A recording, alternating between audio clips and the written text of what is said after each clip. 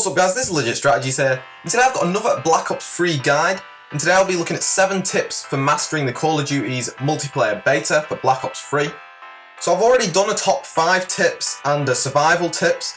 They're definitely really helpful and you should definitely check them out. Maybe after this video I'll put a link at the end of the video. But for now these are going to be a bit more specific and more situational sort of tips. So anyway, the Call of Duty Black Ops 3's multiplayer beta has just finished on PS4 and it's now Xbox's turn and PC. But it's clear just from the beta, the competition this year is going to be fierce for Black Ops 3. With a new movement system to master and specialist classes to get to the grips with, those maps can be intimidating places for noobs, so I've pulled together a few tips and tricks to help beginners survive that little bit longer. So my first tip is attack or defense. Make sure you choose your specialist and skills wisely. The specialist soldiers and their abilities make for the biggest change in Black Ops 3, although you'll have to earn and spend unlock tokens if you want to have all the skills at your disposal. You can select from one of 4 specialists as you start the game.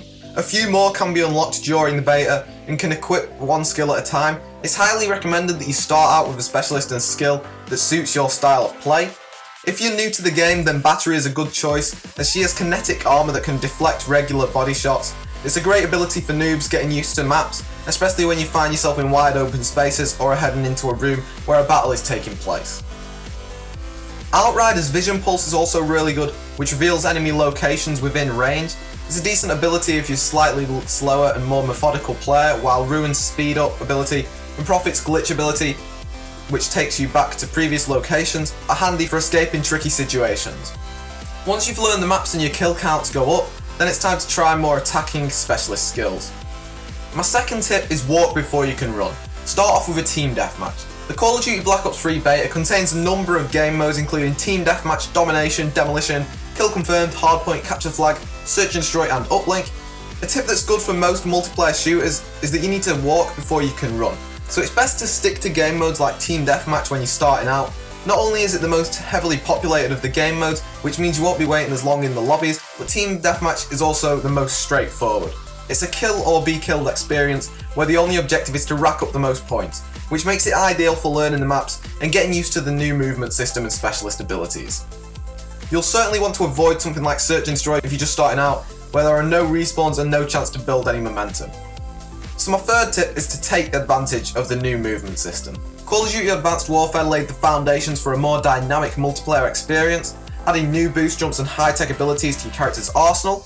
Black Ops 3 takes this one step further, giving players the chance to perform wall runs, double jumps, power slides, and even change direction in mid-air. If you've played Titanfall, it's a bit like that.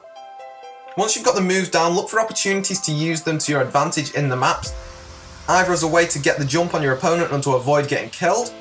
Enter one of evac and combines open spaces on foot and you'll get picked off in no time. Instead you can wall run around buildings, completely avoiding that enemy sniper and bypassing that group of soldiers in the courtyard. Furthermore, if you do accidentally walk off the edge of the map, just double jump backwards to avoid death and spare yourself any embarrassment. So my fourth tip is to keep moving. Speak to any Call of Duty pro and they'll tell you that it's important to hit and run.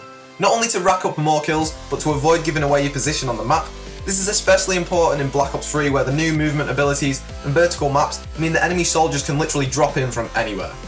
If you think about maps as having 2 or 3 tiers, then move upwards and downwards from area to area. Evac is particularly good for this.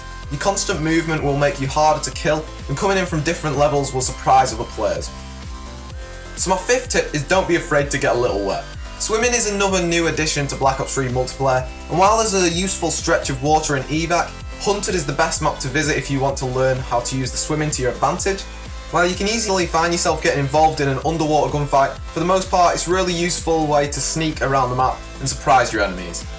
Hunter's pool of water can pretty much take you anywhere you need to go, leading to the cave, the side of the house, and the courtyard with the overturned vehicles.